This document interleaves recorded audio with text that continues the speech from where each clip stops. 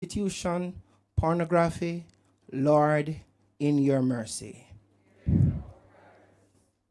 Grant wisdom, understanding, patience, and tolerance to parents and guardians who are struggling to come to grips with the dynamics of a scientific and technological age so that they might be equipped to guide those under their care and empower them to make responsible choices. Enable our children and young people to be discerning in the proper use of social media and to apply themselves to the sound counsel of their parents and guardians. Lord, in your mercy. Leaders, gracious God, hear our prayers for our policy makers, our Prime Minister, the Honorable Andrew Holness, Leader of the Opposition, the Honorable Mark Golding, Skills, Youth and Information, Senator the Honorable Dana Dixon, other members of the Senate and Parliament, as well as the CEO and staff of the National Parenting Support Commission, that they may enact laws that are just and fair to strengthen the institution of the family and support and undergird responsible parenting. Lord, in your mercy. We pray together. God of wisdom, grant all parents the enabling to be a positive influence to those under their tutelage, to get involved in their lives and to inspire them to fulfill their dreams and realize their true potentials. Bless all the activities planned to observe this month, and may success be the ultimate outcome. Through Jesus Christ our Lord. Amen. This prayer was written by Reverend Jackson. Thank you so much.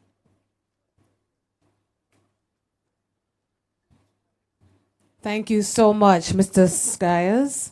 What a beautiful prayer. That's a vision, you know. If we could wake up every morning and say this prayer. In every school, in every community corner. Did you all listen to the words? It's serious, you know. I felt it. And I want to acknowledge Reverend Jackson for that. All the leaders say yes. Amen. Today's a good day. And I hope every single day will be Parent Day and Parent Month after this big celebration. So, ladies and gentlemen, I would like to invite now our permanent secretary, a mama as well. So it's her month. She's a parent. The permanent secretary, I'm making sure I get the acronym right, the ministry acronym.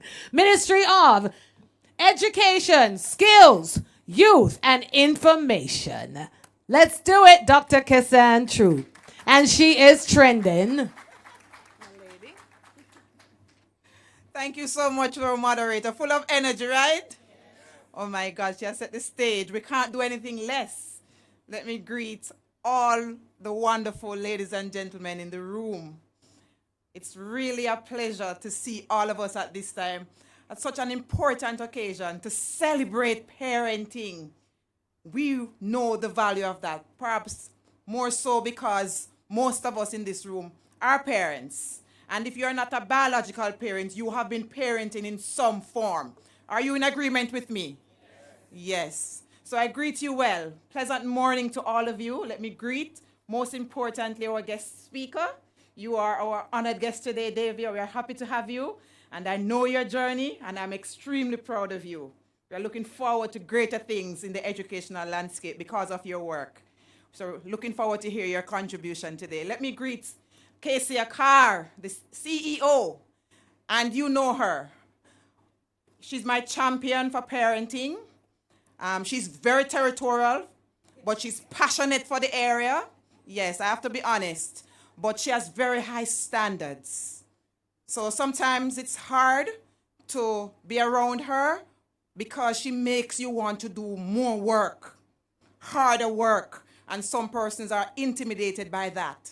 And I say to my Kezia all the time, keep your standards high. We have to catch up with you. Let's celebrate Kezia. Yes, keep your standards high. I know it's not easy to move this machinery of parenting in Jamaica, But it is possible. It is possible. So I greet you well on behalf of our minister. You have heard it from our moderator, today's Senate, and so is not able to be with us this morning. But she has sent her love and appreciation and has asked me to echo the importance of parenting. Our moderator said this morning that I'm a parent, and I want to start there. I'm a mother of 2, and of course I've helped with many others. I've taken in many persons in my personal home, and I've been their mother, and my husband has been their father over years. It's not once, it's not twice. I've opened my home to persons who needed support, and I've mothered them. And I've gone beyond that. I've been a cadet officer, and as a cadet officer, you're a mother for a unit, as a commissioned officer. And just yesterday, I saw one of my cadets. He came by my office, and he's doing fantastic things. And he said, Mom, in the cadet, they call you Mom. And he said, it is because of you and the sacrifices that you have made that I am able to stand today. So you're not necessarily called only to be a biological parent, but you must find time to enable our young people to shine and become their best selves. And I can testify to the fact that I am a proud mother. My son is completing his software engineering program. He went into summer work and he has a job waiting for him. And my daughter has been exceptional at her studies. Top of the line, top CXC performance, top K performance, all ones, all A profiles, on her way to law school. I am a proud mother. And I state that because it is because of my involvement in their educational journey. And I'm saying this to you, if you want your children to be successful, you have to be a part of their journey. You cannot leave this to the state. You can't leave it to only the Ministry of Education. The success of every child is a partnership. And I'm calling on you on a day like today, when we are launching Parent Month, a moment to recognize excellence in parents, and that's why I'm sharing my story. And also to inspire those who may be lagging behind, that you can do it. Your child, your children, be it your school, wherever you are, touching a life, they can be excellent, regardless of their circumstances, regardless of their start. And I can share my antecedents. I have no apologies. I've never had a father in my life. I don't know my dad. My mom was there. And I grew up in an inner city community. And there were no great expectations. But there were teachers in my lives. There were mentors in my life. There were persons who believed in my own capacity to shine, who didn't define me by my circumstances. I had no control over. I didn't choose where I was supposed to be born. But God gave me some talents. And persons saw that. And I was able to develop and become. That's what you do. That's what you are called to do in service as teachers, as mentors, as learners, as neighbors, as friends, as leaders. That's what today is about. So the theme we are celebrating on surfing beyond the surface is because we are conscious of what's happening with technology, the fast rate of technology, and the fact that as parents we are challenged. We don't know what to do. AI is here. And we're talking about the ethics of AI.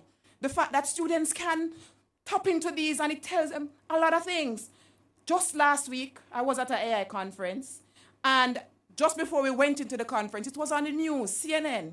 A child committed suicide because of an AI software that the child interacted with, and it gave the person perhaps some erroneous suggestions, recommendations. There's a lawsuit now, so the matter is sub judice, so I won't say much more about it. But just sharing that to say we have a role as parents to get with the technology. We cannot sit back and allow our children to run with it and we don't know what it's about. Let them teach you. Let them walk you through it. I ask my children to do the same. Sometimes I pretend I don't know what to do because I want to know how much they know and what they're using it to do. AI will tell you many things, but it is not foolproof. It needs support, it needs guidance, it needs verification, it needs all of that. So you can't leave the technology to them. And another important part of the use of AI in education is the ethics of it. So my principals and my teachers, they are concerned about the use of AI in assessment. With our SBAs, CXC has brought it up as an issue. And how do we prepare you, parents and teachers, to maximize on the technology while helping our learners to understand the importance of giving credit? So if you use the technology, give credit, recognize your source. And if you use the technology, how do you critique and evaluate the value of what comes to you from that technology? That's what you now have to do as parents. So when you ask AI, tell me about so and so, and AI says something to your child and says something to you, ask your child to evaluate. What are your thoughts on this? That's it where we are going to need you now, especially as we are building out SBAs and building out the opportunities for our coursework, because our system is built on that. How do we validate the use of that? So parents, it's a very interesting time. Colleagues in education, and it's so important, Casey, I must give you credit for recognizing the importance of this to make it even a theme of our engagement throughout this month and beyond. That's to show you that we are trending. We understand the changing times and we have to get with it. So on behalf of our minister, ladies and gentlemen, I greet you well and I salute you as we celebrate this month of recognizing the profound value of parenting and invaluable support that you bring to the learning process. I end by saying, if you want a successful child, be involved in their education journey. God bless you.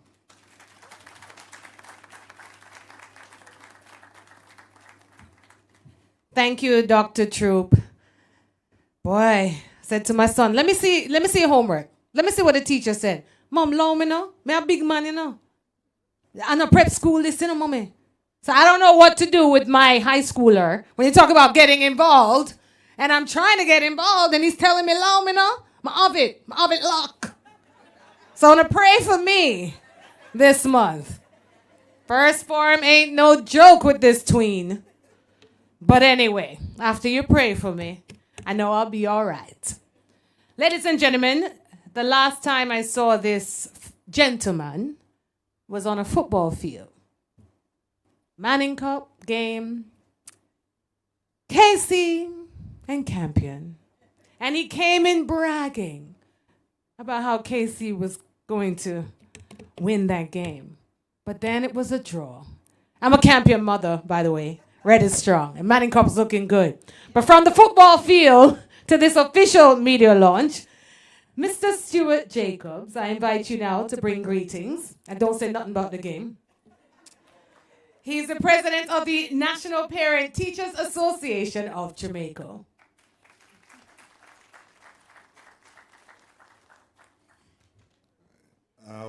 Empress, in case you didn't know, I have a twin.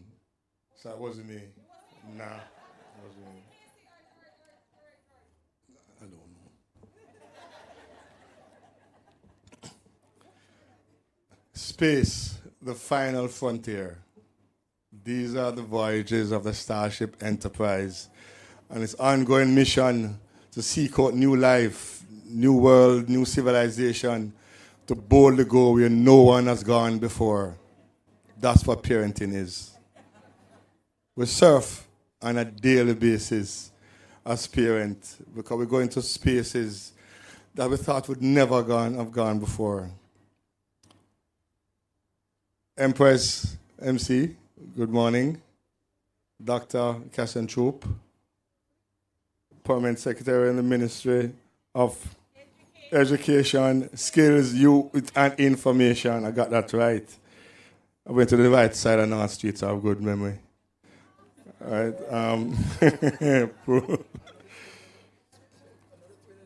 Dr. Troop, as usual, continue to support the NPTAJ, and I was quite inspired by your presentation just now. We share a similar story. One day I'll tell you. Keisha Carr, I think it's the first time I'm interacting on a stage with you like this. Thanks for the invitation. Oh, yes, we were. Thanks for the invitation. It was really an honor to be here and also to be bringing greetings. Other distinguished guests, and let me acknowledge parents here. The NPTAJ fully endorses Surf Beyond the Surface. Each day, parents in Jamaica are gymnasts, constantly changing how we have to meet the demands of what is expected, what is not. Out there, we don't know about it. And so, at launching of a Parent Month as it is today, is to kind of bring us to the center, to keep us focused on what it is our primary objective is on this earth, the minute you have a child. But even if you don't have a child, for Parent Month, I ask that all parents in Jamaica look at themselves as the extended village, extend themselves beyond the norm, to be a part of it, to serve with others, go beyond what you think it's all about. And I do hope that all the activities that are planned by this commission will be fully supported. Certainly you'll get the support from the NPTAJ, and we're looking forward to the church service on Sunday and other activities that you will have and we'll incorporate. And I think we should do this going forward. I want to thank you all for making this possible and ask that you will support what it is to be parents. I'll leave you with this by one of the great writers of our time, St. Augustine. Patience is a companion of wisdom. And that's what we need to be good, effective parents. Be patient. And the wisdom will just come when we see our children do what they're supposed to do in this Jamaica land we love. I thank you.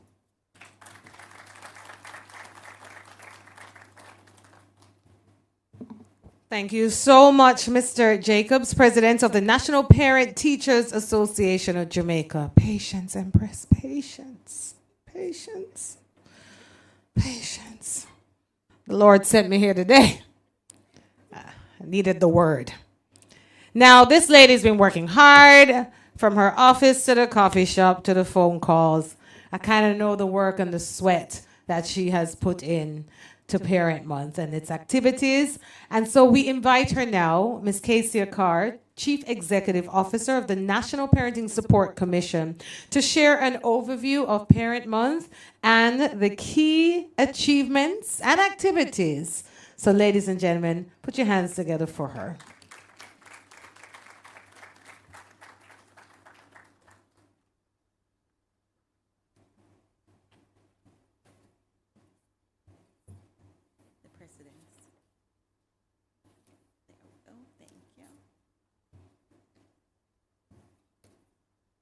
Last night when I was here,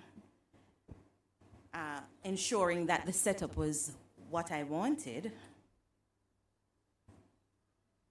the crystal clear, Mr. Perrin said to me, "Miss Carr, you know you're going to be long." I said to him, "No, I'm going to be 10 minutes. He says, "No, you're not going to stick to that." Well, I brought my papers as a cue. I don't intend to be long because I really want us to get into the conversations about AI. I must admit, I too am on the learning curve. I'm really excited to learn, and I'm excited about the discussions that will take place. So then, Master of Ceremony, my friend Empress Golding, in absentia, Senator Honorable Dr. Dana Dixon, who is the new Minister of Education, Skills, Youth, and Information. Dr. Kassan Troop, Permanent Secretary. That must be you, you know, because I never messed that up. That must be you.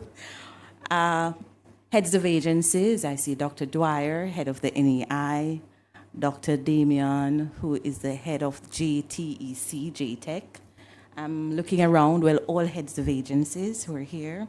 Members of the executive management team, Miss Brim, Cheryl, Tyrone, other friends, and you get in trouble when you try to call everybody's name. Anastasia, you know who you are, and other friends of the MOEY. Mrs. Davia Brand Campbell, who is our guest speaker, and she is the CEO of EduHub. Mr. Anthony Smith, wow, friend for a long time now. It's been, what, 8 years of a friendship. I'll tell you the story of how we met some other time. But he's the CEO of Gleaner RGR Group, Communications Group. Mr. Adrian Dunkley, you are the CEO of Star Apple AI, and I'm told you're a member of the Government of Jamaica's Task Force on AI. I learned that at PostCab recently, regional directors, principals, other special invited guests, parents. It is Parent Month, members of the media. Good morning. It's important for me to go through the protocol list because I really want to ensure that everyone feels acknowledged. The truth is, the NPSC does not do well without partnerships. And when we ask you to come, it's because we value that partnership that we have. Mr. Jacobs, you're my friend. Yes, we'll continue to work together. I did see Malava. JTA, you're all the way around there. I saw you when you came in. Nice to have you, sir, representing the JTA. And if there's anybody else, just know that I appreciate your presence. Thank you so much. National Parent Month, just a little bit of history. So in 2004, there was a task force report, hi Abijah, that said there were some gaps in education. And one of those gaps was a lack of parental involvement. One of the things that was recommended is that the commission should steer and ramp up the celebrations of parents during the month of November. So since that time, we have been really working to build awareness and mobilize support around this very important month. But as I stand here, I want to acknowledge that it's also Youth Month. It's Community Awareness Month. It's Diabetes Awareness Month. It's Substance Abuse Awareness Month. But it doesn't matter because all the persons who we're trying to get all the information to are called what? Parents. So I celebrate everything that's going to happen this month. Parent Month really puts a spotlight on parents who have contributed to the education sector. We know that even though we're working at getting people more involved, there are some parents who, without prompting, will be showing up at schools. They're ensuring that they meet the teachers. They know what's going on in the curriculum. They're doing well to advance education. And so the idea is to put a spotlight on those parents to say, we thank you for the partnership and we want to encourage other persons to come on board. I use this moment to highlight the people who are standing in the back in white. They're called parent mentors, and each of these persons is mapped to schools where they continue to give support. They also work in communities to ensure that parents who are in need get the immediate support that they need until the NPSC manages to coordinate other supports for them. So it's almost as if they're offering first aid out there until the real medication comes. So that essentially is Parent Month. See, I don't know when I have to be guided. And then we're moving now. So Parent Month also gives an opportunity to look at an issue or something that we want to be championing, because as it turns out, at the National Parenting Support Commission, one of the things we're supposed to do is to lead the discourse on parenting. And we've believed, having listened to many conversations over the year, that this year we had no choice but to talk about parenting and AI, guided by the theme, Surf Beyond the Surface. So what do we mean by that? The theme is undergirded by 3 pillars. Pillar 1 says click, get with it. The fact is, you're not going to understand what's going on until you start researching. It has to be intentional, because your children are knowing and they're using different AI tools. And Anthony, I stand guarded because I remember that conversation we had one night, late night in the office, where you're explaining some things to me. So I'm not even trying to get technical. I'm going to leave it to you to explain that nuance and the misunderstanding of AI. But certainly your children are clicking on. I think it's important that parents click and try to research what's going on. What does artificial intelligence really mean? And how can I use it as a tool? Because what we have found is that in our conversations with parents, we hear dread, a lot of fear. There's fear related to the end of time. There's fear related to, robots are going to come and take our jobs. There's fear related to human beings are going to evolve into something else. And I guess we are going to look like part human, part machines in short order, all kinds of things. And so here's an opportunity for us to learn and to grow. So click. And as we're clicking, let's connect with it. Because I have found that fear fosters a lot of other negative things. If you were to just think widely for a moment, those of us who have black ancestry, we know that a lot of times when people are afraid of us, it's because of ignorance. So fear is not something to foster. In fact, fear is a dark room where negatives are developed. So forget the dread. It is here. And in fact, AI has been around for a very long time. And so here is an opportunity in this explosion of AI where it has become more accessible for us to connect and understand it a little more. And of course, we're saying collaborate, grow with it. And I particularly like this because it's one of the C's, 5 C's, that we talk about in education, that we want our children to learn how to collaborate. You see, within that process, we're negotiating, we're problem solving, we're making contributions to a process, and that's also very important. So we're saying collaborate, grow with it. And of course, in your own time, you could come and read what it's saying. So that's what Surf Beyond the Surface is all about. I want to move quickly then, as we're talking about surfing beyond the surface, to look at the calendar of events for this month. So of course, today is the launch. But we tend to place everything before God as well. And so on Sunday, we're going to have our launch church service. And it will be broadcast on Love 101. So please tune in. And I think they're usually very kind to us because they repeat the broadcast. So if you're busy in your own churches and you didn't get an opportunity to listen, tune into Love 101 because you will hear it again. So we have to put our plans before God. That will happen on Sunday. We have a plethora of requests for parenting education. In fact, I've never seen this amount coming from our schools. And I'm saying amount because I really can't count. It's not a number, Anita. It's a large amount of requests. It means people are interested in the topic, and so they want to learn. And so we were going to be organizing ourselves to ensure that schools feel supported. We will have a number of community sensitization sessions because as we are surfing beyond the surface, we're also using Parent Month as the opportunity to look at some of our schools that are in need of additional support. We do have the National Education Inspectorate head here, and that agency is responsible for school inspections. After they inspect schools, they publish a report. And we don't use the term failing schools anymore. We talk about schools that are in need of support.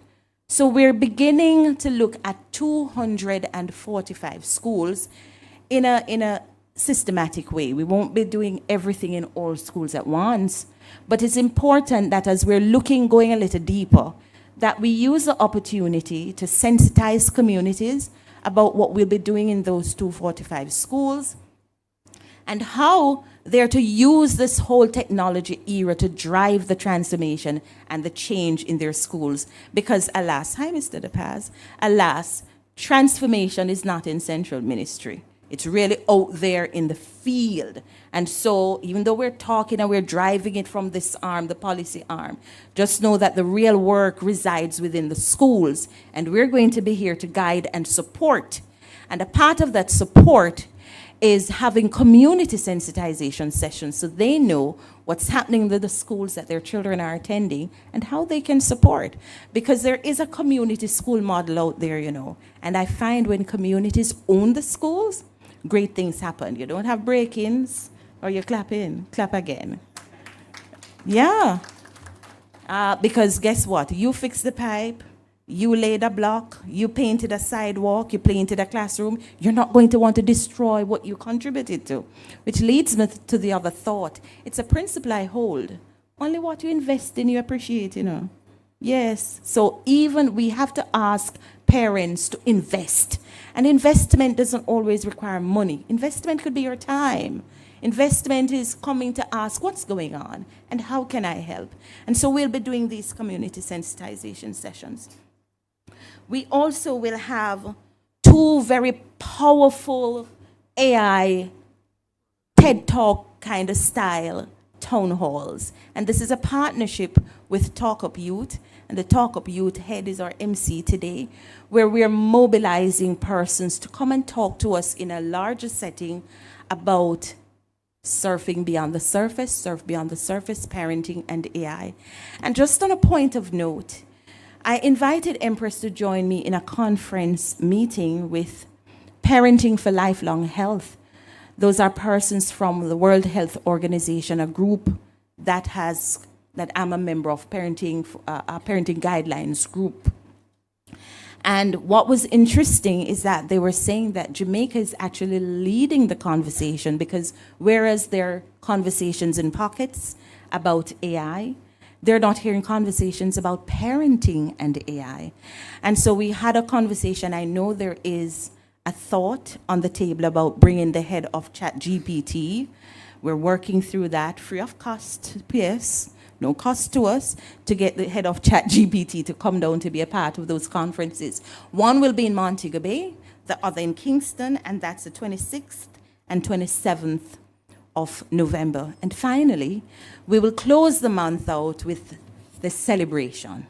We will be honoring parents from across the system, giving them awards, because after all, that's really what Parent Month is about. We're awarding you, we're saying thank you for your contribution.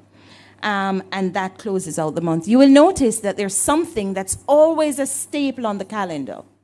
That is not on the calendar this year, and I'll explain why. Usually, we have a parent mentorship graduation ceremony. It's a big deal. So parent mentors are trained in 10 modules over 13 weeks in effective parenting.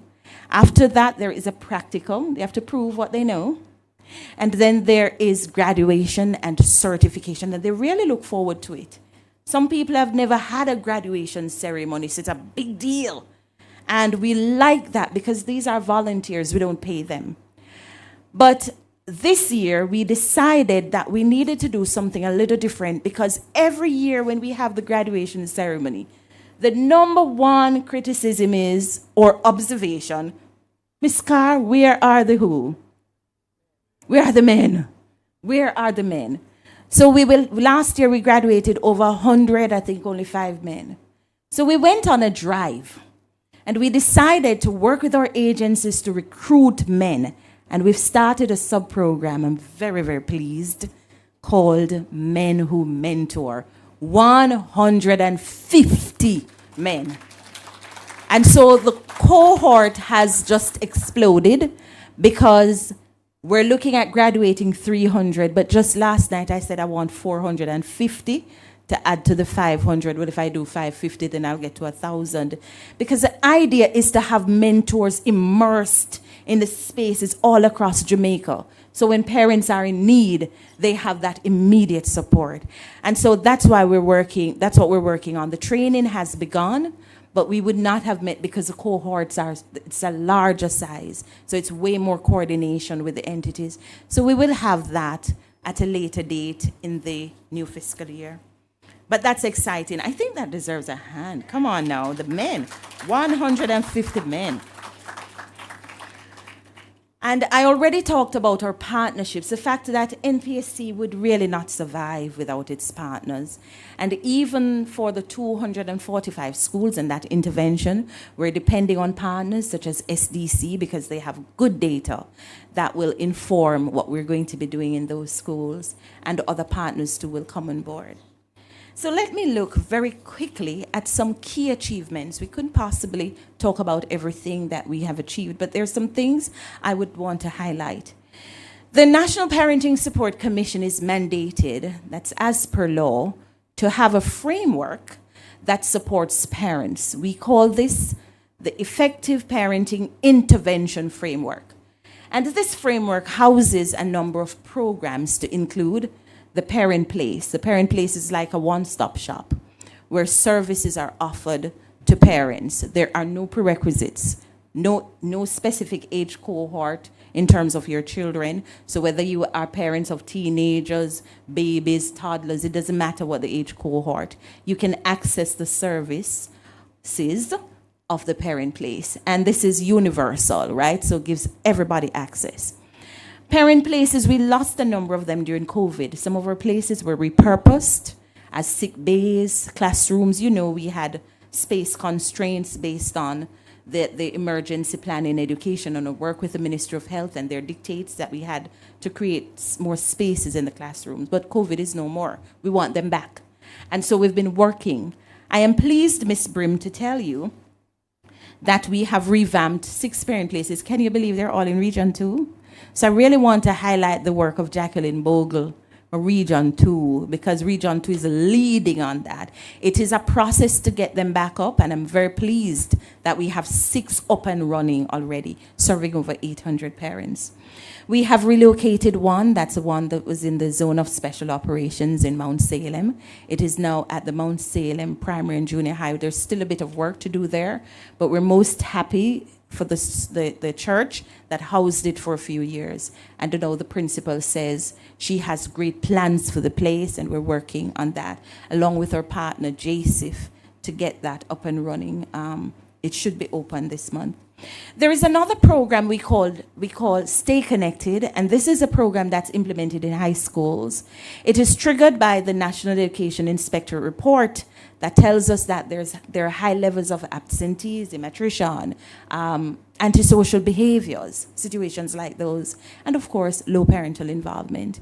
We choose a school and we stay connected and work with those parents for 5 years. So we can't have all 170 something PS schools on that program because it calls for intensive work. We stay with those schools, and I'm really pleased with what's happening in terms of parental support at Paul Bogle High School. And it was important to highlight that. We continue to do good work in that institution.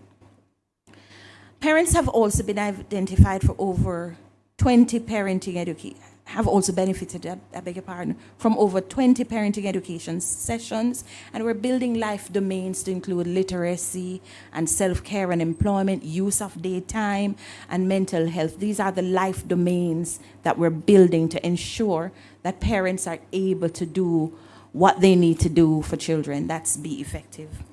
So let's go now, continue to other achievements. The Parent Mentorship Program, and that is our flagship program. The mentors are here today. We have introduced, as I said before, a sub-program, and I've just pushed this number to now 450. Gosh, am I not an overachiever? I want to highlight the fact that we have 3 new parent clubs, and parent mentors are responsible for establishing parent clubs that they run based on our guidelines. And we've established one in Portland, one in St. Mary, and the other in Mountain View. NPSC is also working with Project STAR to ensure that the parent places that they have under MOU, the parent places that they have meet our standards. And we have 500 mentors currently enrolled in the program, as I said before. I turn your attention now to parenting education, which is a big thing for us because we're building capacity. A lot of times when you hear of atrocities and maybe some draconian measures of parenting, it's not that parents want to do an ineffective job or want to do bad things. Sometimes they just don't have the information. And so we continue to build the capacities of parents. Over 700 schools are offered parenting education over the period July 2023 to June 2024. And we managed to train over 100,000 parents. And I wanted to listen to that number. Over 100,000 parents have been trained in a plethora of topics. You had parents attending 13 sessions, like 815 of those parents who worked with a police division. And those parents came up over 13 sessions and counting for sessions organized, 850. And that group stands out because sometimes you think there is discord between police and communities, and I saw it working very well, over 13 sessions, and there were 815 parents in that particular locale. So we trained over 100,000 parents during that period. I wanted to highlight, Perrin, if you were to switch. Just look at this, though. Look at the breakdown.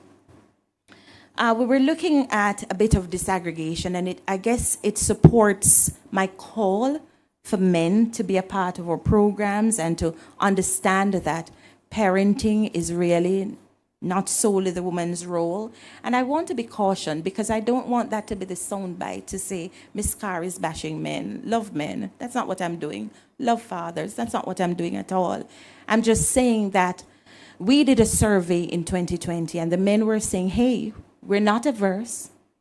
We want to come. We just don't want to be trained in the same spaces where the women are. Because when they come, they beat us up. They tell us that we're not doing enough. And so that's why we have the sub-program that we're training them by themselves. But look at this disaggregation. When we look at Region 2, which comprises St. Mary, Portland, and St. Thomas, we had 8,284 females. And I want you to hold on to that number because conversely, for males in Region 2, we had 1,293. So you see the disparity. And I want to go again. For Region 4, we had 11,039, but that's females. And for Region 4 males, we had 1,925. And I want to go to the top figure here.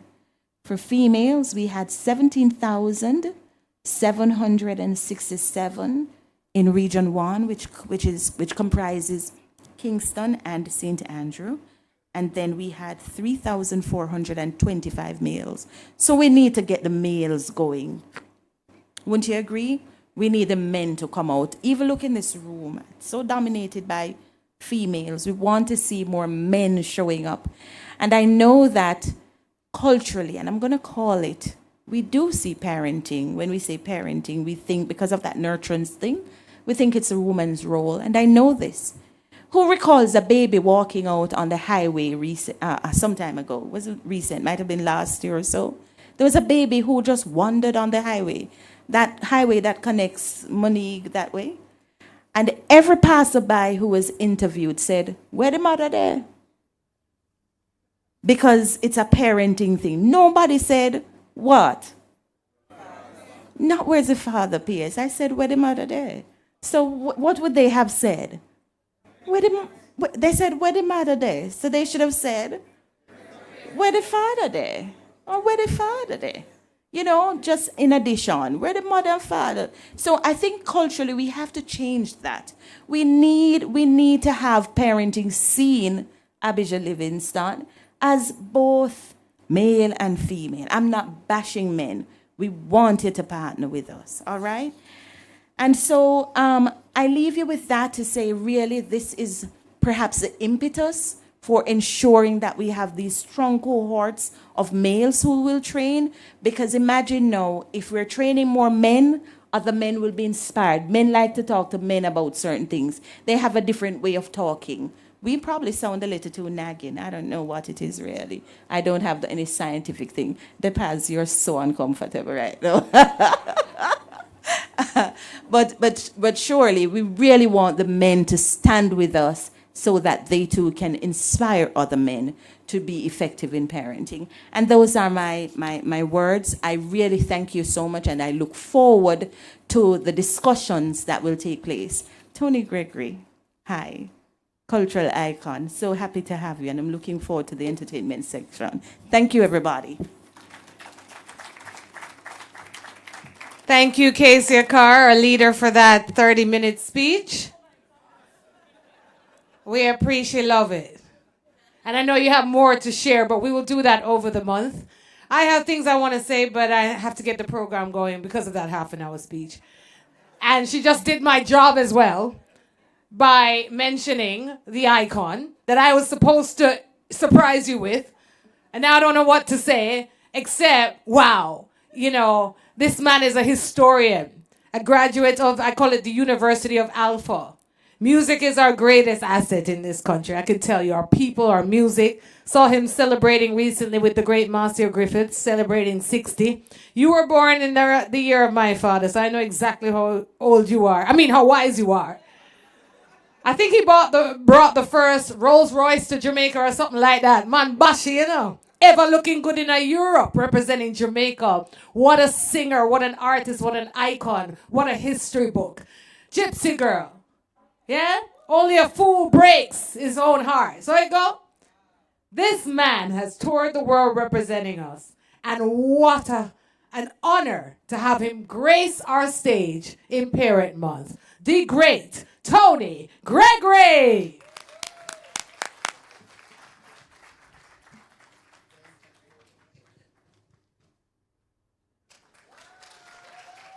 Hello, hello. Hello, everyone. Nice to be here. I'm not hearing anything. Play, my friend. AI, you're supposed to be there a long time, It's still working on it. 1, 2, 3, and... All right, take it on now. I like that.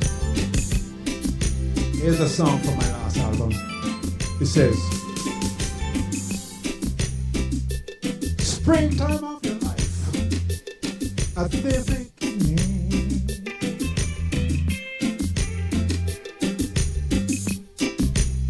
You are very sure that you will be winning.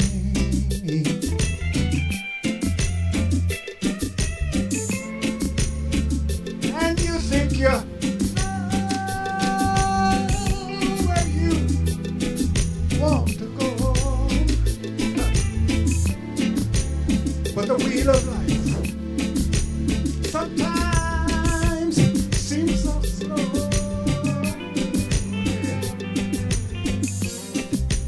Summer of your life, you're on your way now.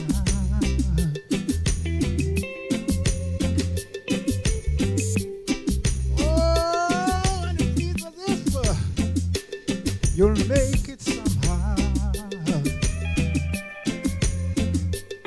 You see, but you're not half as free as you want to be.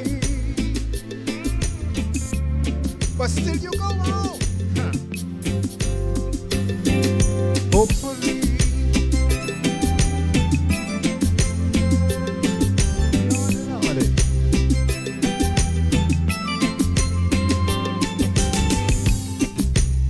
Autumn of your life, the nights get longer.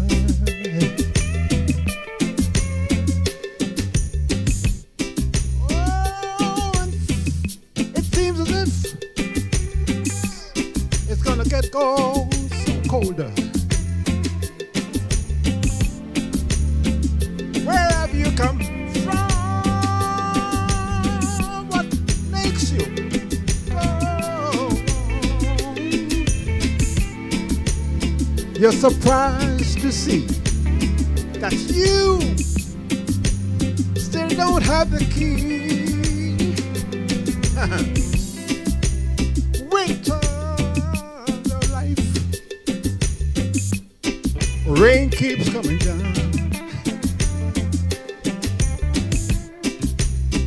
And it seems as if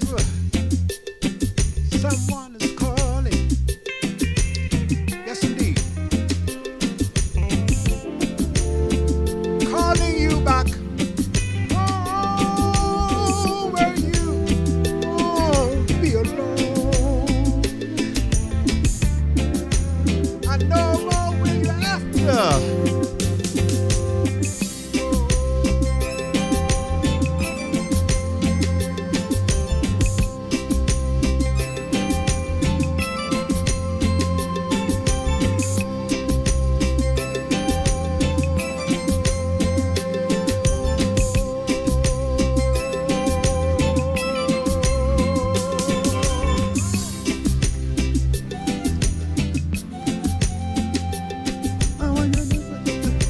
put that in there, you know. Come on.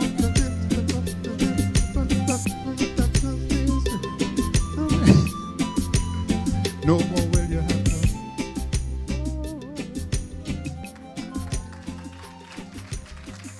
Thank you. Turn the music up, my brother. Can't hear myself. You remember this song? If you remember it, I don't know. Long time back, you know. He's afraid to play, man. Oh, I can't hear anything. All right. Yeah, Angela, we're gonna dance the night away. You remember this? Angela, until the morning. Angela, it's the only way. So let the music play. No, let the music play, man. I said, let the music play. I need to feel it, man. Angela, as I walk along the road. Angela, I feel the rhythm coming through. Angela, it's the only way. So let the music play. No. I said, let the music play. Oh, our love is like a melody. Would you sing it with me? Everybody sing along now. Hey, Angela, as I dance so close to you. Woo. Angela, I feel your rhythm coming through. Angela, it's the only way. Let the music play. Ah, yeah. I said, let the music play. Listen to me. Your love is like a melody. Would you sing it? Sing it with me. One more time, yeah. Angela, that is so close to you, baby. Angela, feel the rhythm coming. Oh, Angela, it's too early in the morning. Yeah, let the music play. No. I said, let the music play.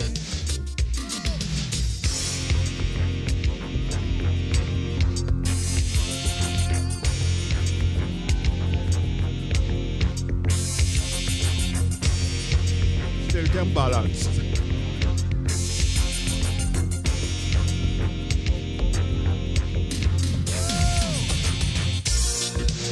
Your love is like a melody. Would you sing it? No. Sing it with me. No.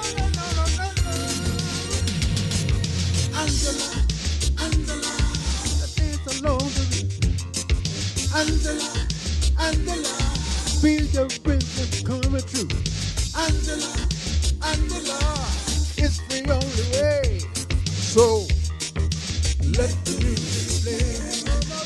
No. I said, let the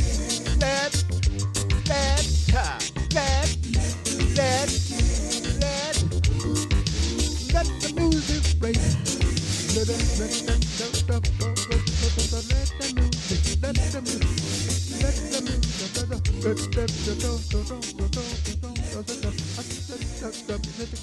play. I'm warming up now. Oh, but I have to slow down a little bit, you know. It's a good chance to slow down. Here's something about love, man. We need it, you know. They say that love is a game of chance.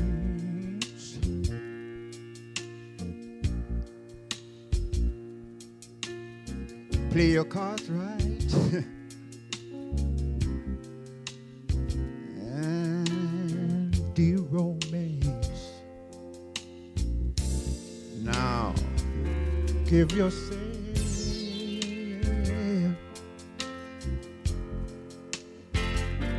a positive start.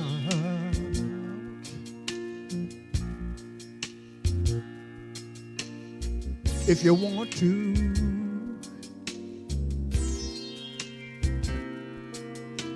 win her heart, let me tell you, we love you. Just play the game. Oh yeah. And when it's over,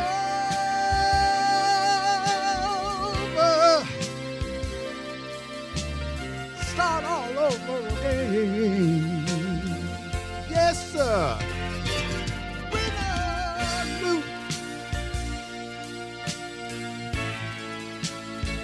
You must have an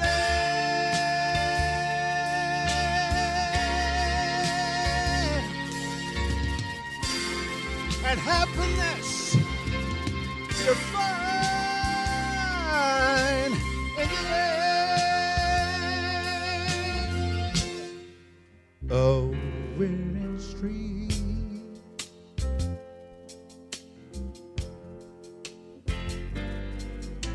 May spin for you.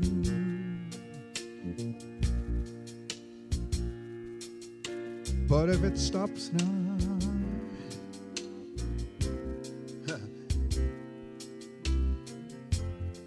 don't be sad, no, don't be blue.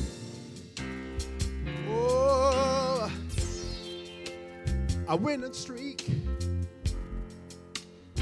Oh, sometimes it will end. Ah, but the broken heart, yeah, will always end. Let me tell you one more time. Win or lose. Oh, yeah. Let's play the game. Oh, Lord. And when it's over, start all over. Start all over. Start all over again. Yes, sir. Win or lose.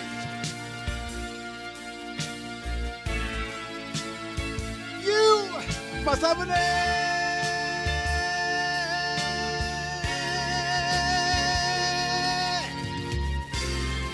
and happiness you find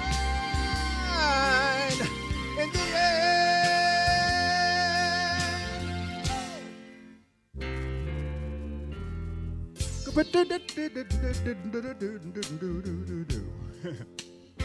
Skip the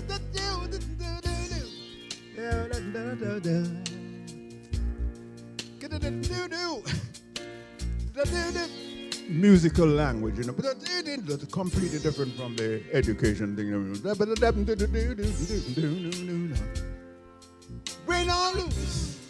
Ah, win or lose. Oh yeah. Win or lose. Win or lose. Yeah. Yes. Just play the game.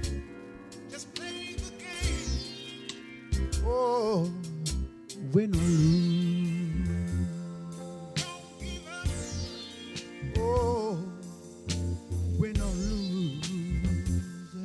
Don't give up. Win or lose.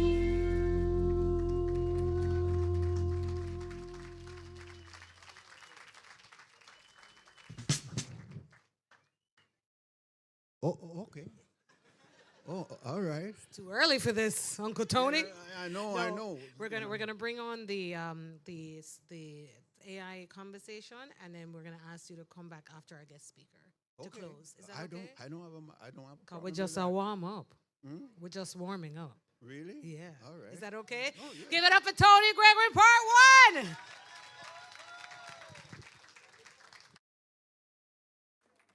And we're just warming up.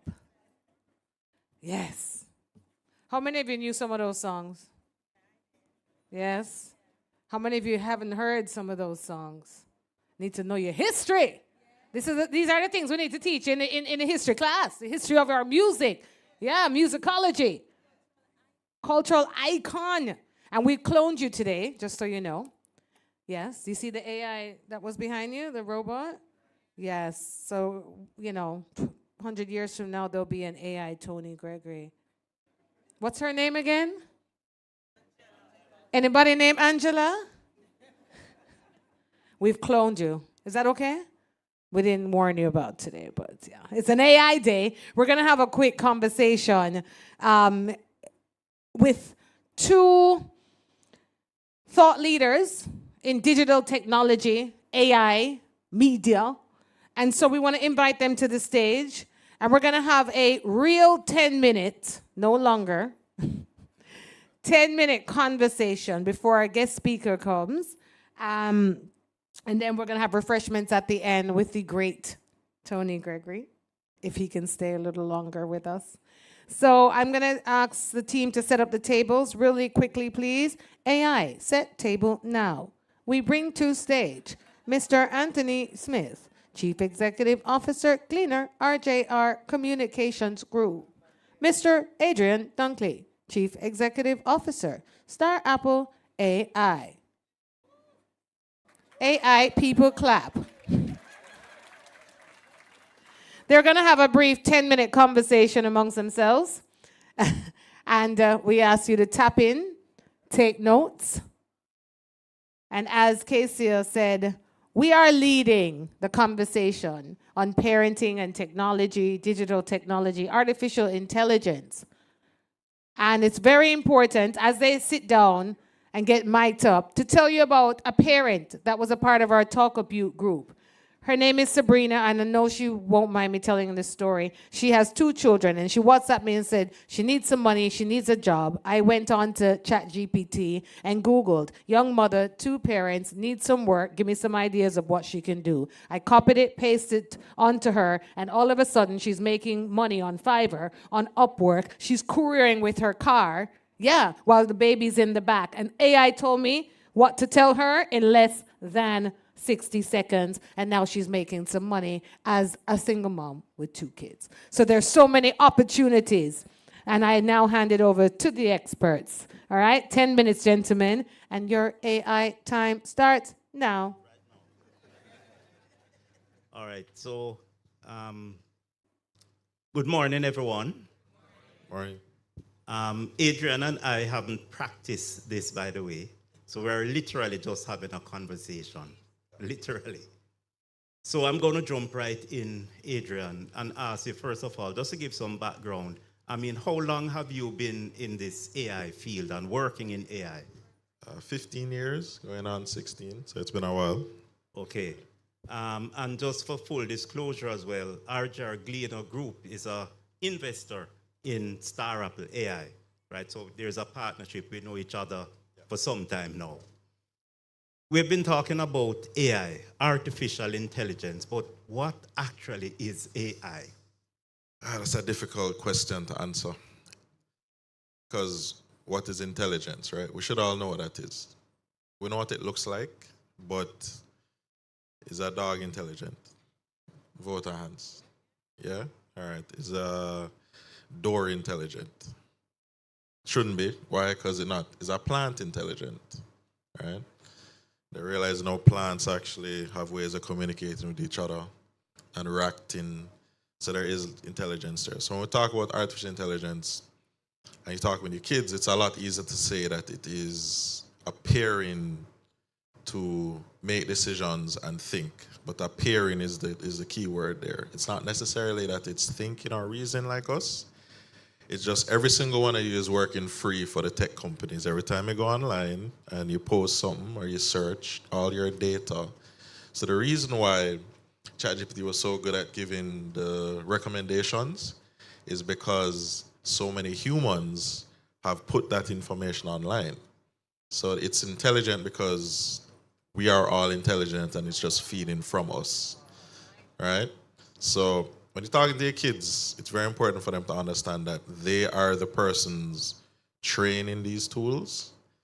And the big benefit of AI now is it just does things a lot faster than us. So if you wanted to write the best book ever, it might take you 30, 40 years to do that. With these tools, they're copying from all of the best books ever written over the last 1,000 years and just kind of putting it together to come across as creative. But it's imitating intelligence, right? It's just maths and equation and statistics. I know I'm simplifying it, but anybody have kids doing maths now? The kids doing maths? Anybody matrices? Anybody have to help them with homework? Matrices are simultaneous equations, anything like that? That's a very base level of what these tools are doing. It's doing a lot more, a lot faster, but if you understand that, you can understand how it's doing it. But, yeah, talking too much. So Adrian, because we only have 10 minutes, the key benefit for parents of AI, how can they use AI? What are the key benefits for parents? So you can effectively generate, let's say you wanted to teach them something about art. We ain't in trouble with this one, but you could train the AI to tutor them as if Bob Marley was in the room with them.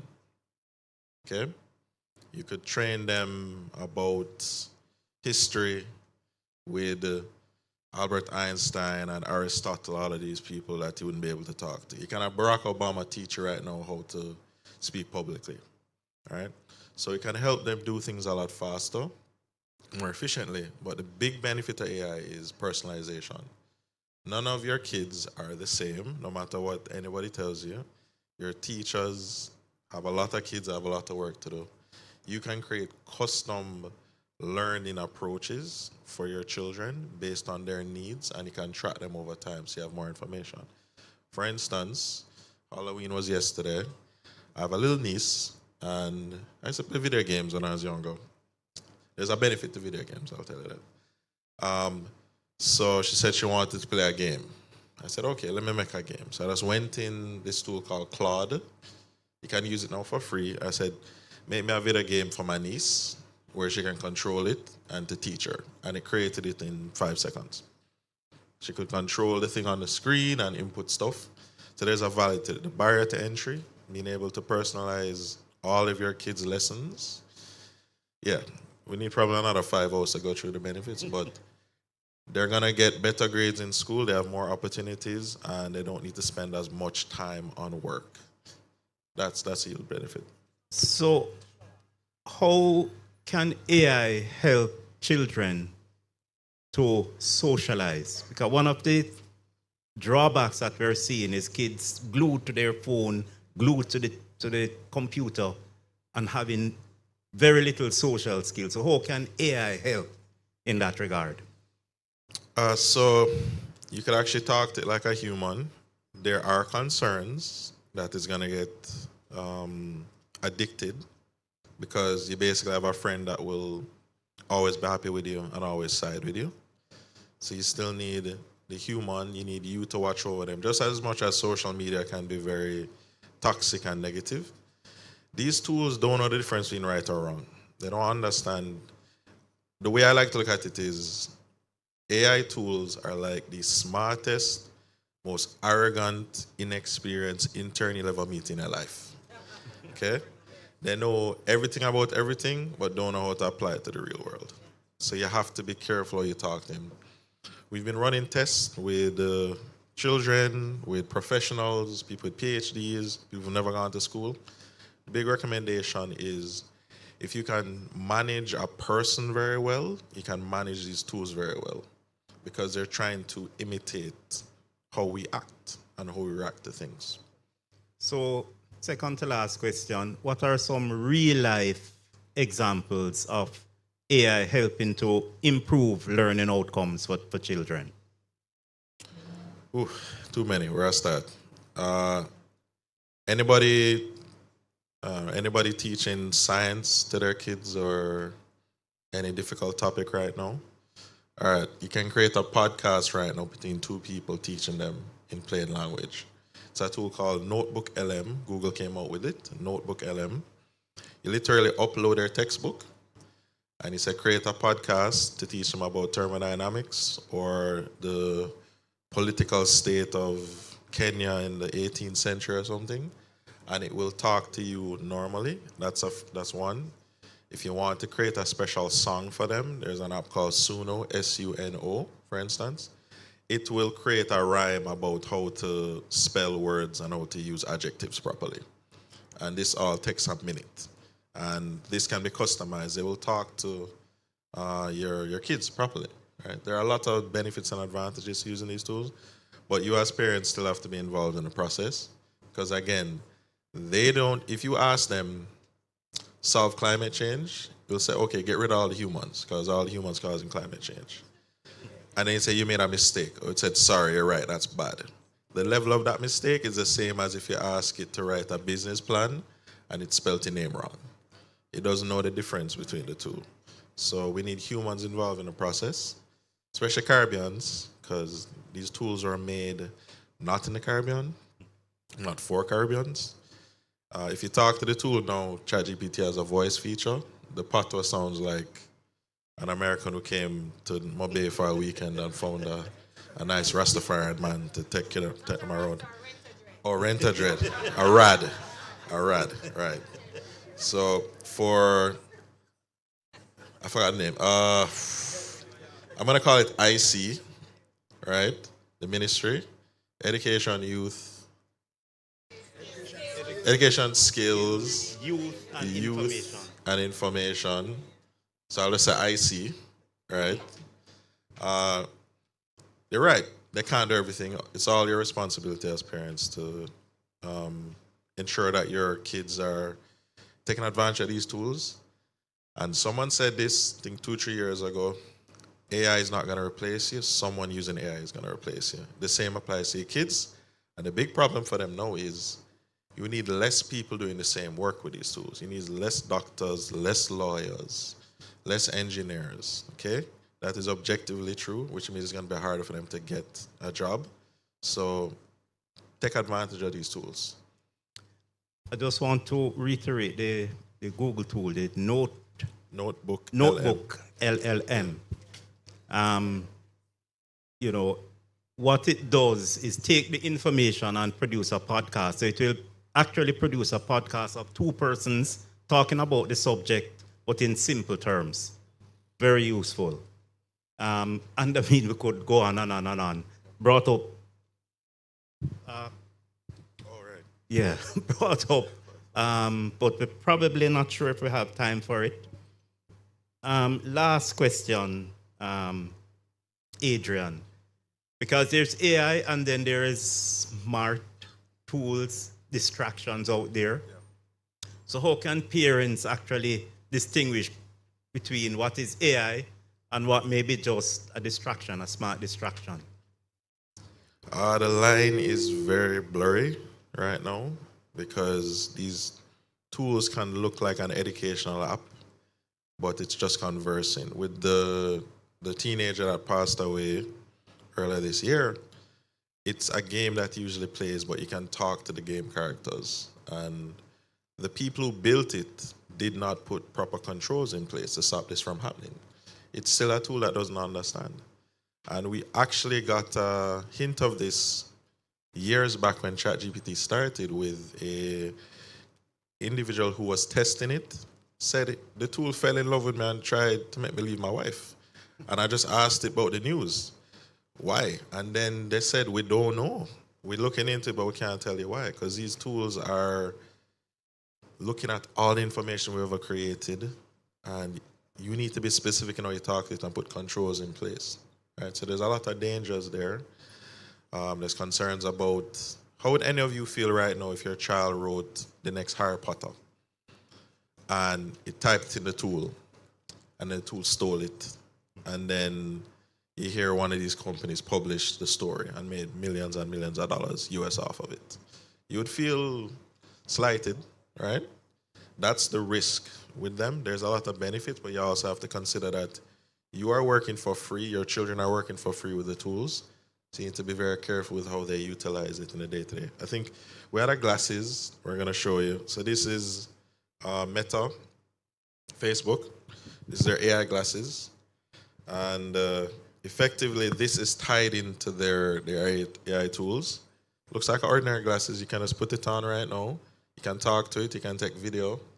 Now, this can come in prescription glasses. So someone could technically go on an exam right now, wear it, and just look down at the paper and get assistance. And it has a microphone by the ear.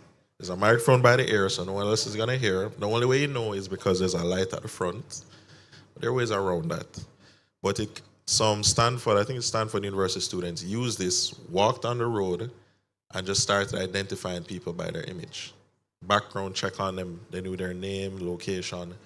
So the technology is there. The AI makes it faster to do a lot of things. It means it makes it faster to do creepy things. All right? So you have to watch your kids. So my takeaway in one sentence would be embrace it. Don't fear. If you fear it, then you'll be left behind. It's going to be here whether you embrace it or not. So embrace it, make use of the benefits, and try to avoid the pitfalls. Agreed. Thank you. Hopefully we were 10 minutes.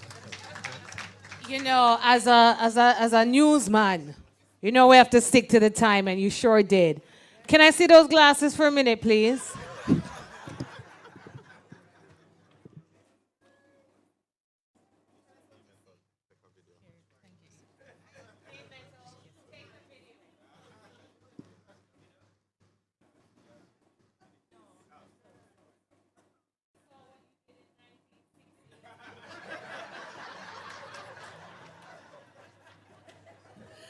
I got all your secrets. Hey, I love it. I have to lend my son this one for end of year exams. By any means necessary. Wow. Irresponsible parent. Irresponsible. Oh, wow. In just 10 minutes. This is a lot to unpack. And I want to remind you on the 26th and the 27th, we're going to have more speakers. And we need you in the room. It's going to be like a masterclass, a workshop. We're going to talk through it. You're going to leave there enlightened, right? And empowered to take control of this.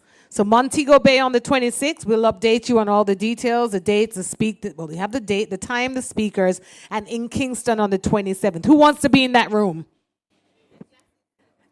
The glasses will be in the room.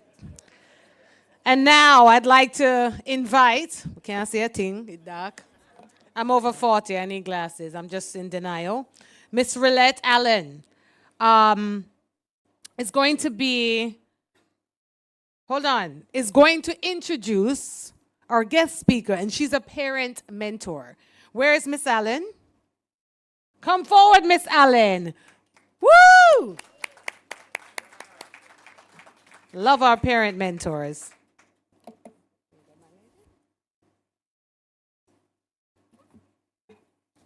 I must add my sincere gratitude with my colleagues to be here at this celebration of our media launch.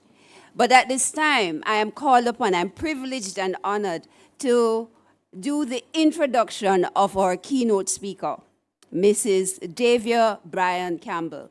Mrs. Campbell is the CEO and founder of EdHub Company Limited, an educational technology company that designs innovative solutions for educational institutions. Now, Davia is also a project management professional with over 10 years experience leading ICT-related projects. She recently won the title of the 2022 Innovator of the Year in the National Science and Innovation Competition. She's also the founder of Teen Tech JA, Jamaica's Technology Conference for Teens, and the innovator of EdHub Study Smart, the #1 app for PEP. Mrs. Campbell, there's a lot more. Mrs. Campbell holds a master's degree in education from the University of South Wales, a bachelor's degree in guidance and counseling from the Jamaica Theological Seminary, a diploma in secondary education from Shortwood Teachers College. She also holds several certificates in information communication technology, instructional design, and project management. Her experience extends from being a teacher of 6 years at St. George's College to serving as project manager at eLearning Jamaica and as an educational technologist at Carlong Publishers. Ms. Davia is an author for the Carlong Primary School Study Series and the Oxford University Press Religious Education of Jamaica textbooks and workbooks for grades 7 to 9. She also volunteers at Get Safe Online Ambassador for the Caribbean. So let's put our hands together for Ms. Davia Brian Campbell.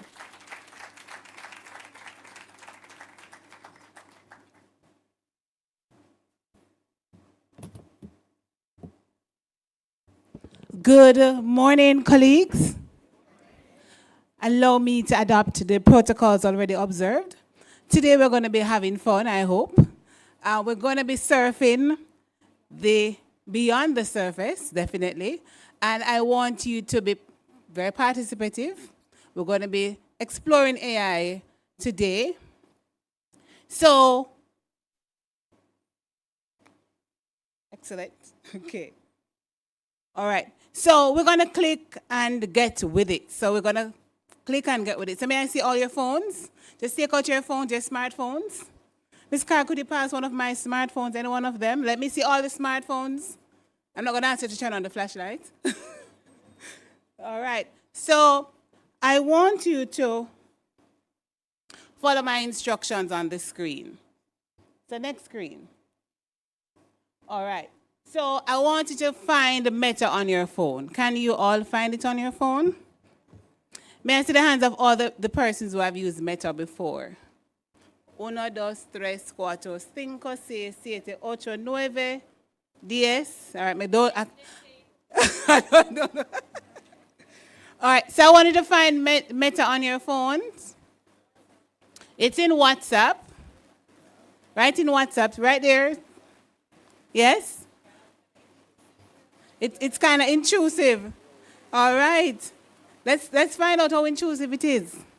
So I want you to ask Meta a question. So right below, where you normally type to your friends, just ask Meta a question. So I want you to think about all the parents who are here, one challenge that you're having with your child. So if you're having any particular challenge with your child, or if you're not a parent, a child who you are interacting with, just give one problem. So ask it to indicate that I have a child who is having this challenge, right? Give me 2 strategies or 3 strategies to assist or to improve that child, whether it is behavior, issues with school, friendship, connecting, etc., etc. So let's put that in for me.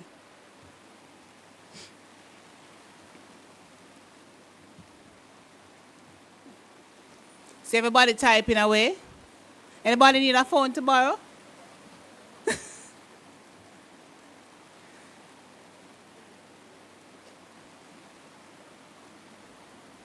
All right. I see that most persons are finished now.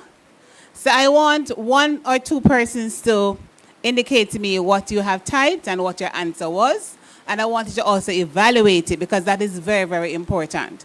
So any volunteers, or do I need to volunteer somebody? All right, go ahead. You have to speak loudly or you can come to the front. Or the microphone should be at the back.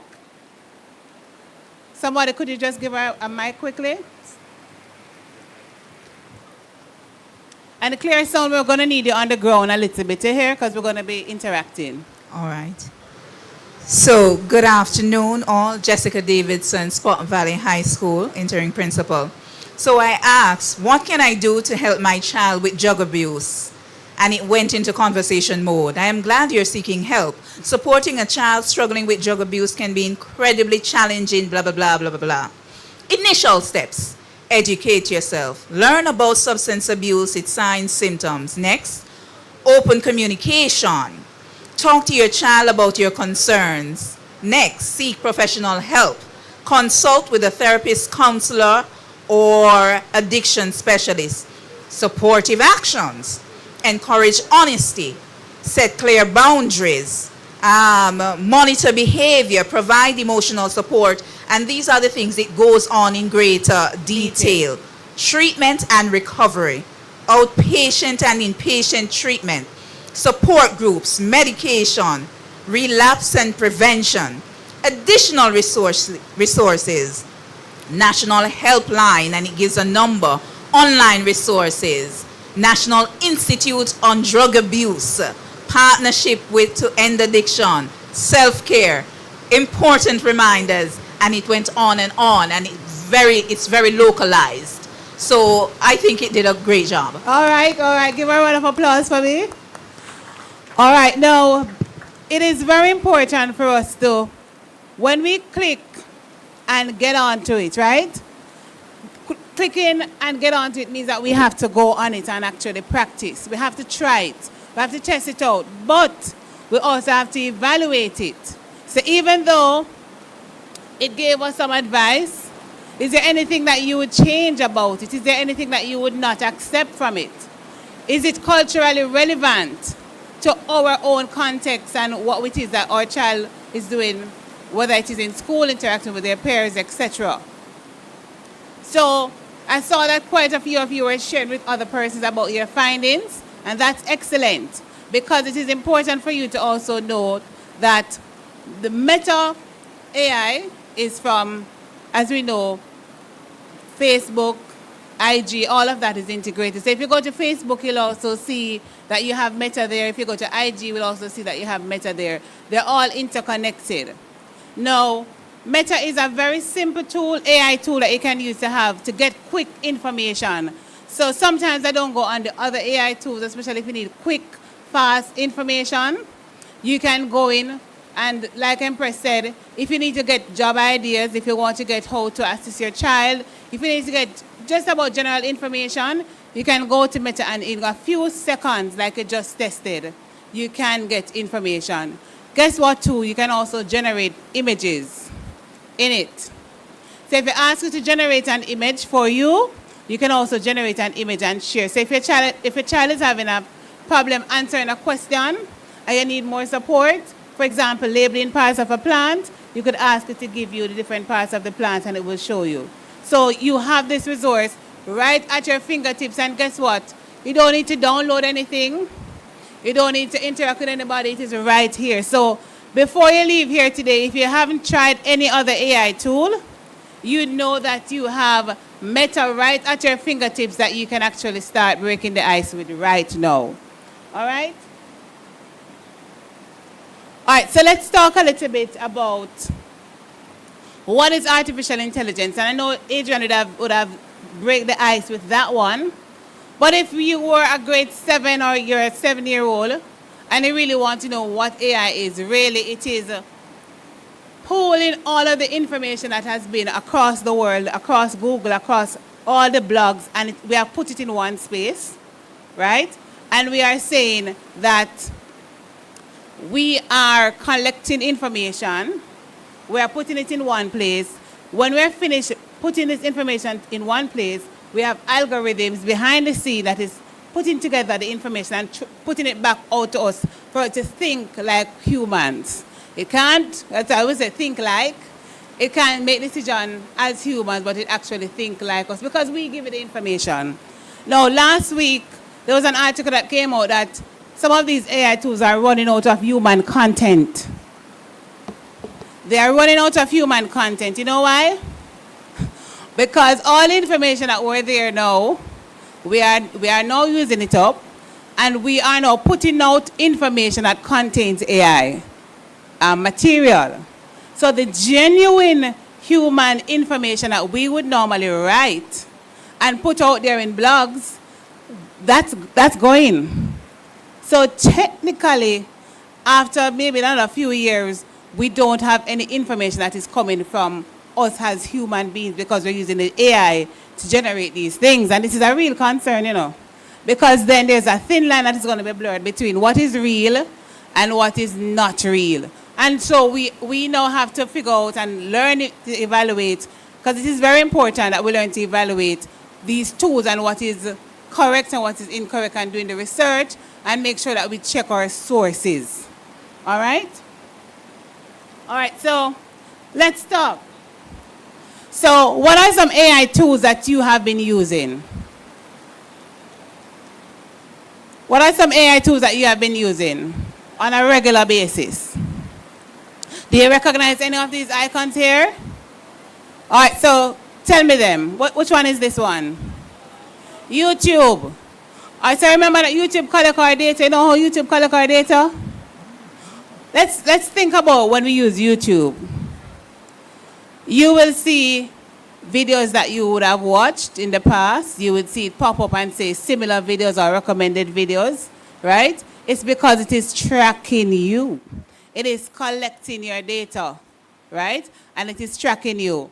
You also have LinkedIn again. That again, you will see friends of friends of friends. It's not because it has more intelligent than you and I. It's because it knows that you are friends with X and Y, and so it puts people together who have similar interests, right? So we have been using AI. We've been using AI for IG as well, when you see friends who know other friends. Similarly with Facebook. Sometimes we might be shopping online, and when we go on Facebook, what happened? We see adverts with the same things that we were looking for. It's that data collection that is in the background. So we are actually giving our data, and that is why a few years, I think it was last year, that some person sued Facebook for using their data, and they actually paid out. Because technically, we are allowing these companies to make money because we are giving them our data. And then when they collect enough data now, then they advertise. And so Facebook start advertising because we're giving them our data. All right? Similarly with Google. Let's talk about Google a little bit. Everybody use Google, right? And what's the companion to Google again? I know people, every time we talk about research, we talk about Google. But what's the Microsoft version of Google? Bing, right. We need to use Bing too. We need to balance out the thing. All right, so all of these tools that we have been using for years have actually had artificial intelligence embedded in it, but we don't really realize until 2 years ago when ChatGPT came into being, was released, and everybody started saying, yeah, we're using AI. But we have been using AI for years to do multiple things, and we don't even realize that we actually were using AI because we were not purposefully using it. All right? Now we're going to get into connect and go with it. So we're going to connect. So we're going to give you some tools that you can actually connect. So I'm going to give you a list of tools that you can connect with. So when you leave here today, what's the first tool that you would have tried a while ago? What's it? Anybody remember it? Meta. Good. So we're going to look at some other tools now. So these icons that are here, anybody recognize any of them or try to use any of these? Let's go. So we have chat. That's ChatGPT, right? So that's ChatGPT, and ChatGPT works similar to Meta. It is far more advanced, right? And it is would have been one of the most disruptive AI tools in recent times. ChatGPT is free to use, so you can use it. It has a paid version, but the free version is good enough for you to use and to really get started on the AI. Now, we're parents, and one of the greatest concerns that every time I do a session with teachers, the concern of the students and plagiarism is a major concern. A teacher said to me last week when I was in a session, Miss, 5 students brought an SBA that it actually has if you go to ChatGPT, that little disclaimer at the bottom, it has all of that. It has all of that in it, in the SBA, right? because it was copied and paste. And he said to me, I don't want them to use it. I think it is wrong for them to use it because it is not making any sense, because they don't know what they're doing. But guess what? I said to him, they can use it. So I'm going to tell you how we can use it. Ready? So our students, even as adults, we can use it to assist with our research papers. So we can use it to, first of all, give it the topic and ask it to outline the key points, for example. So if you're doing a speech, if you're doing an essay, you can plug in your topic and ask it to give you your key points. When you get those key points, you evaluate it to see if it makes sense. You can also do other research just to make sure that those 3 or 4 or 5 key points actually make sense. When you're finished with that now, then you can start writing. So you get your starter, because sometimes you really don't know how to start. So you get your starter and you start writing, don't it? And you write out these key points. Then you can go back to ChatGPT and you can ask it for supporting arguments. And you go in again and you evaluate, and then you check your source. So you go to your textbooks or you go to the online, books online, and you check your sources, because especially when it comes on to history and social studies, or Jamaican history, for example, there's a lot of error. When you go to ChatGPT or any other AI tool, there's a lot of errors when it comes on to our culture. And it is largely because, guess what? We are not putting it out there. We are not going out there to share information. And so we have to also bear that in mind. All right, so we can ask for the key points, and once we get them, we can elaborate on them. And then when the students have like graphs to do, for example, and charts, guess what? We can plug in the data and ask ChatGPT to help us to generate the charts and the graphs. Right? Because then that would make our lives easier, but we still have to collect that data. So it is using it purposefully to assist, but not to use it to write the SBA. So once you have collected the data, you generated data, you go ahead now, ask ChatGPT to analyze it for you and to give you the main points out of it. So you keep on plugging it. As soon as you get the information, you plug it in, you get back some information from the AI, you continue building out until you're at a point where the SBA now becomes yours, because it is ultimately yours. But the children, what they do, they just go in, they put in a topic, and they hit generate, and they get the SBA, and they print it, and they will give it to the teacher. And that's it. And that's not good. That is plagiarism. All right? Google Gemini is also another tool that you can use. It's similar to ChatGPT. It basically does very similar to ChatGPT. Then there is Mathway. So let me see the hands of all the students. If you have students who are doing math this year, they don't like math. I have a son who don't like math. Doesn't like anything to do with math. But Mathway is actually an AI tool that you can use to put in your problem, whatever the problems are, to put in it does the calculation for you. It also explains to you where you went wrong, if you got it wrong. It explains to you step by step how to do the math problem. So that's Mathway. Then there is Gamma. Gamma is another AI tool, again, that is excellent. It's similar to ChatGPT and Gemini that will allow you to generate content as well. Then we have EduHub Study Smart. That is my tool. And for the parents who are doing PEP or you have children sitting CSEC, we personalize the learning for your children. So, like Adrian said, just imagine a space where your child's learning is personalized and adaptive. So if I'm weak in math, but not just math, but I'm weak in numbers in math, it can tell me exactly what is my weak area in that particular subject. And then it personalizes the content and the activities and the tests based on my area of weakness. And so that is the power of AI, when you can actually personalize the learning experience for the children. So it is no longer a big box where everybody is just in that space, but our children are actually able to personalize the learning experience. Then we have Khan Academy that is free.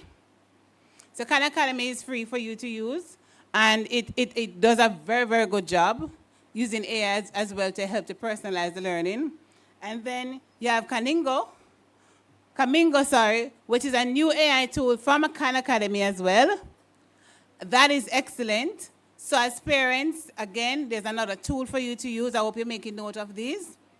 And there's Magic School AI. So Magic School AI gives you, as parents, you can plug in there to get questions based on a particular topic. You can get behavioral suggestions based on your child's behavioral attitude.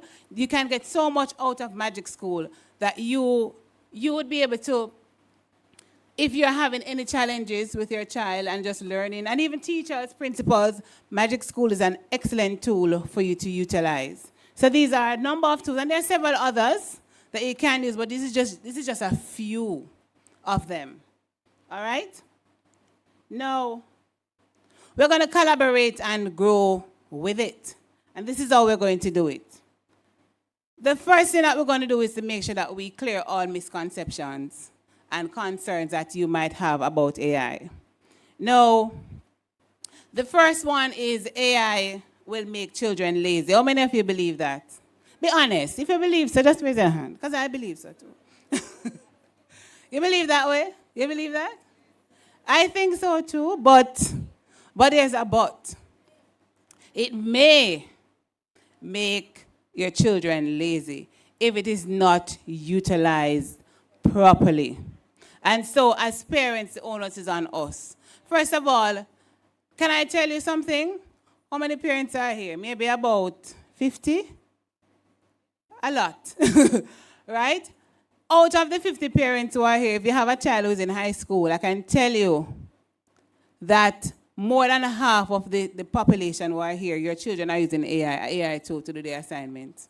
I'm not asking you. You don't know. You don't know, but they are. Because guess what? They are ahead of the curve. They are way ahead of us. And so when you think that this thing is just new and you go on Meta, you see they have the Meta on the phone? If I had a group of students in here right now, I can tell you I didn't have to ask how many persons use Meta. Because just imagine they're in the classroom and they have access to this. And they just go and they just put in what they want and they type in the question and they get back the answer and all of those nice things. So we have to guide them. We have to provide them with the support. Teach them, let them know that you learn about this new tool. You learn about these tools and they can use it. Give them permission to use it because they're going to use it with or without you. But have that conversation with them because it can breed laziness if they don't use it properly. And we don't want to have our children dependent on these tools to do the work for them because their brain cells are going to dry up. And that is just the truth. I remember I was in a job and I felt that my brain cell was dying. My brain cells were dying because I was just bored. I was just doing the same thing over and over and over. And I said, no, I have to change job because at this rate, I'm not going to be able to think. It's the same thing with them. So and then the energy goes into something else. All right? So we have to get them now in the space where they understand the use of the tool, how it is that they can use it, and what's the best way to actually utilize it. Then the other concern is AI will replace teachers. How many of us believe that AI will replace teachers? I don't hear anybody say yes. Usually in every audience I get a yes. Usually. Somebody said yes. And then the rest of us is saying it will never replace teachers. Notice I said all teachers. That is the optic word. It will support the teachers. But in terms of replacement, because remember, that AI requires human support. It will also, our students also need the affective domain. It will replace some of them, though. I'm not going to tell you any lie. It will replace some of them, the ones who can't keep up. And that is why we say that AI is not going to replace you. It is you who don't know how to use AI, AI will replace. So you have to know how to use the AI tools so that it will not replace you, don't it? And so we have to recognize that teachers are important in this space, but we also have to recognize that they are not irreplaceable at the same time. They are replaceable, but it is only the ones who are not keeping up because the AI is going to jump away from you. Next, AI can be biased. True or false? AI can be biased. I hear true, I hear false, I hear not so sure. AI is biased. Why is AI biased? Because we put in the information in it, you know. So garbage in, garbage out. So if we put in the information and we are biased, then automatically it is going to be biased. And so it is very important for us to analyze the information that we get in, right? Because it is going to be sexist, it is going to be racist, it is because of the information that is already out there. All right? The last point is AI can invade our privacy. True or false? True. Very true. Oh. So it can monitor our action. Well, it has been monitoring our actions. It has been, once you use any sort of social media, believe it or not, TikTok is one of those, and all the others. It has been monitoring our actions, technically. I mean, every month when you go onto Google and you travel up and down, and then you see Google send you a monthly report of where you went and, you know, how long you stayed, your frequency of the visit to these places. So it is invading our privacy. And so we now have to put controls in place to make sure that one thing for sure is that we read all privacy policies. I know they're long and it is all the fine prints, but just go through, and if you're not sure, don't click on yes or don't click on accept or allow. Just go through and read just to make sure that you are safe. All right? Another thing that you need to be mindful of is do not put in any personal information in any of the AI tools. Let me say that again. You see telephone numbers, email addresses, your names, all of those things, when you're generating, like in Meta, do not put in that information in there, because guess what? We don't even know where that information is going. Who knows when you type in your personal information in these tools, we know where they're going. We don't know. So as we use it, we have to, same thing for our children, we have to ensure that our security measures are in place, that we are keeping up with the privacy policies, and that we are making sure that as we use it, that we are safe in the process.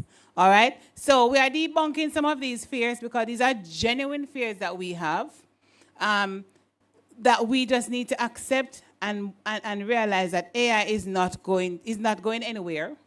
Believe it or not. In fact, it is growing like wildfire. It is moving faster than we expect it to be moving. And under these conditions, by next year, I don't know I don't know. Nobody knows what next year will bring. We don't know what tools are going to be out there next year and what are the possibilities, because we're at a peak now in technology where we are very advanced. And so here are some ways that we can grow with it. So definitely attend conferences, forums, be open. So the Parenting Commission has been putting on a lot of forums and training and sessions for you to talk about it. Talk about your fears. Ask questions about how you can use it, how you can collaborate with other persons. Get in touch with what is happening when it comes down to AI. The use of AI now is when Google and Microsoft were, putting out these search engines. And everybody, when I was going to high school, one of the first things that I was told, well, I didn't do IT actually, which is an irony, was that computers are going to take over the world. And so I shouldn't do IT. So I didn't do it. I did it up to the CXC level and didn't go any further, because computers were going to take over the world and I wouldn't have any job. And I'm saying that is just poor guidance, because had I known, I'd have realized that I would be the one to program the computers. You understand? But it's just misinformation. So it is very important for us to attend these conferences and forums and understand what is happening. The next is to discuss how to use AI responsibly with your children.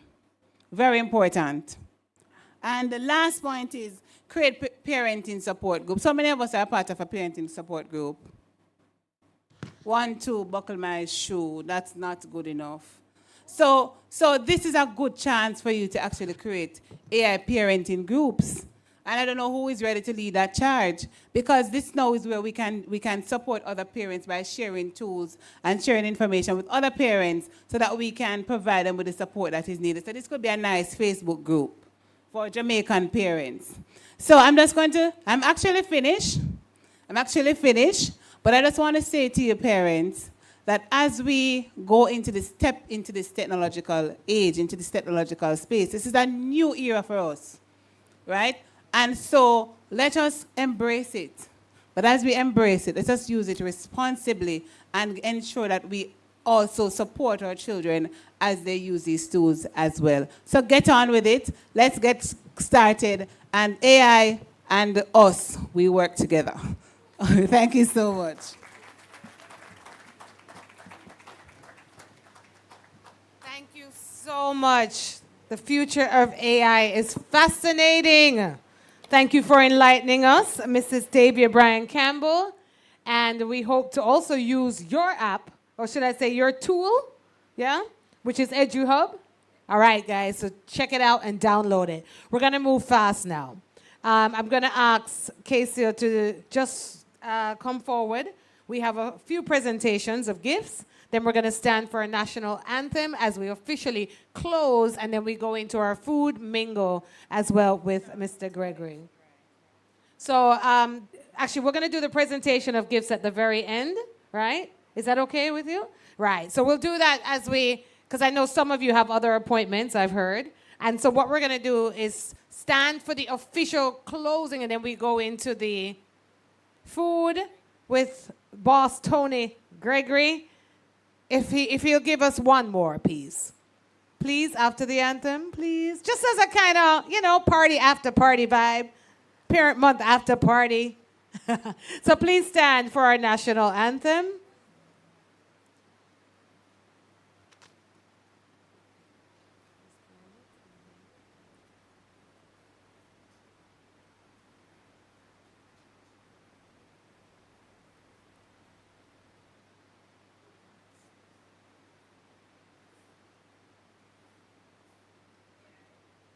AI, play national anthem.